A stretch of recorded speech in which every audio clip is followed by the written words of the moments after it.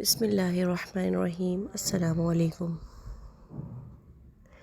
آج ہم جس ٹاپک پہ بات کریں گے وہ ٹاپک یہ ہے کہ ہم پچھلے زمانے میں کیسے زندگی گزارا کرتے تھے، یعنی پچھلے زمانے کی ہم چند باتیں بیان کریں گے۔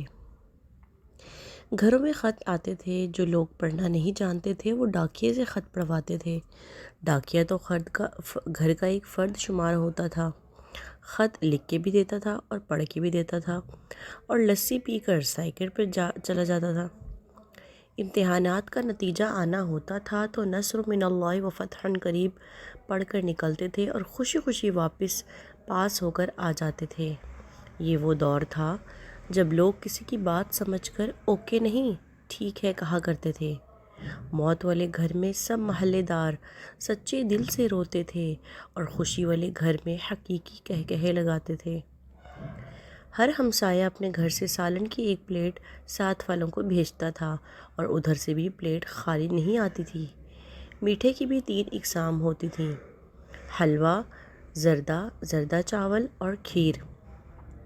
آئس کریم دکانوں سے نہیں، لکڑی کی بنی ریڑھی سے ملتی تھی جو میوزک نہیں بجاتی تھی۔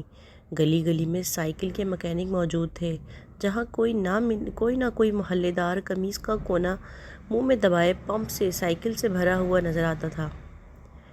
نیاز بڑھتی تھی تو سب سے پہلا حق بچوں کا ہوتا تھا۔ ہر دوسرے دن کسی نہ کسی گلی کے کونے سے آواز آ جاتی تھی: کڑیو منڈیو شے منڈے دی لے جاؤ، اور آن کی آن میں بچوں کا جمع غفیر جمع ہو جاتا اور کئی آوازیں سنائی دیتیں: بھائی میرا حصہ بھی دے دیو۔ دودھ کے پیکٹ اور دکانیں تو بہت بعد میں وجود میں آئیں۔ پہلے تو لوگ بہانے سے دودھ لینے جاتے تھے اور گفتگو ہی گفتگو تھی، باتیں ہی باتیں تھیں، وقت ہی وقت تھا، برکت ہی برکت تھی۔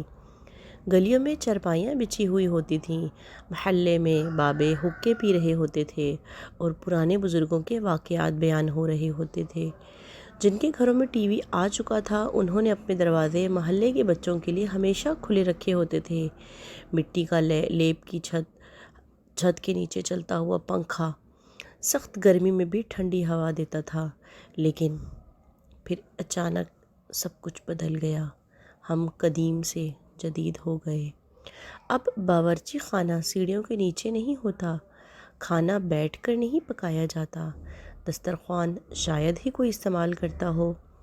مسواک سے ٹوتھ پیسٹ تک کا سفر ہم نے چند چیز بہتر سے بہترین کر لی، لیکن پتہ نہیں کیوں اس قدر سہولتوں کے باوجود بھی ہمارے گھر میں سکون نہیں ہے۔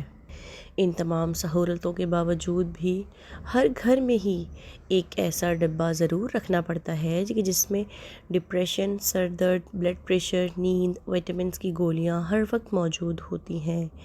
یہ ہمارے والدین کا زمانہ تھا، پرسکون، ڈپریشن سے پاک۔